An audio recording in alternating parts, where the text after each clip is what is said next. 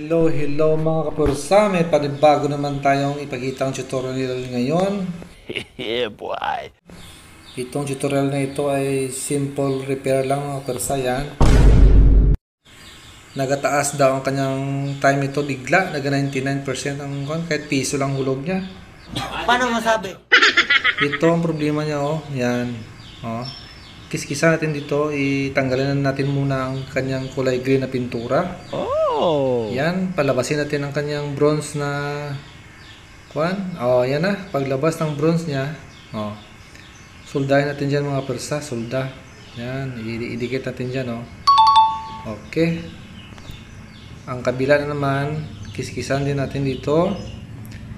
Sigurado dito ang dahilan niya ang kanyang time nagataas bigla. Paano masabi? Yan, mag-lose contact dito mga persa.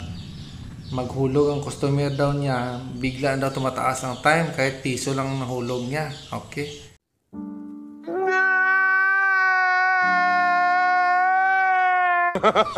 Yan. Siyempre dito yan sa connection niya dito, naka-parallel. Ang kabila naman niya dito, oh.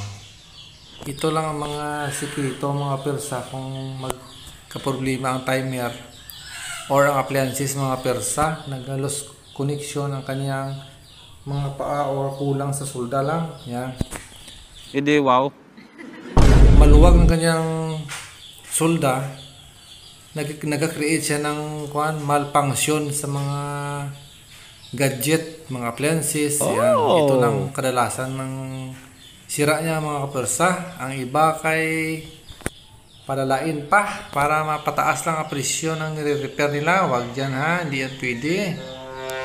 Okay. Ayan. Loose contact lang yun. Ito. Oh. Makulang sa solda. Ayan. Oh. Dito naman. Oh. Ayan. Oh. Oops.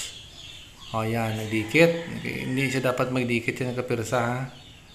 Oh. Dapat tanggalin natin yan para iwas sa pag short circuit mga kapirsa. Oh. Ayan. Ayan talaga mga kapirsa. Oh. Okay, itong pan dyan. Yan. Hinitin natin dyan. Ayan. Yan ang sikreto yung kursa. Yan, hinitin bigla at saka tusukin ng lead. Nope. Yan. Kulang pa. Hindi ka madala ito blade. Yan. Oh. Nope. Yan. Okay. Di ba wala? Oh, yan. Hinitin. Take 3. Ayaw niya talaga matanggal sa persa. Ayan, parang konti na lang.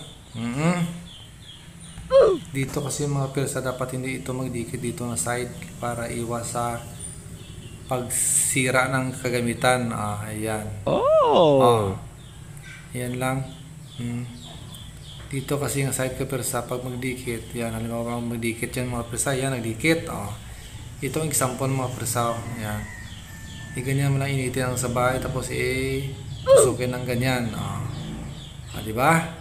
Napaka-easy lang mga persa. Wow! Naman! Tip na yan sa mga beginners lang natin kwan ha. Okay. Hindi, wow. Lagyan natin ng kwan. Thinner para malinisan ang palibot niya. Yan. Pag makita ng customer natin, siyempre dagdagan ang ating libor. Okay. Ayan, linisin natin ng maraming thinner para mukhang brand new siya ulit. Siyempre okay na siya. Parang wala naman loose contact na. Na-check na natin. Okay, linisin ulit natin. Siyempre, para ma-appreciate ng customer natin na pulido talaga ating gawa. Okay. I-check natin kung may nagdikit or nag-short. Ayan, wala naman. Okay na. Siyempre, ito na. Lagyan natin ng coin slot para subukan natin ang pisto niya kung gumagana ba ang time. Ayan. Try natin kung gumagana ba ang time sa piso. Ang time naman sa 5 kung gumagana ba. Ayan. Okay naman. Gumagana na. Pwede na. Ayan. Thank you for watching mga kapursa.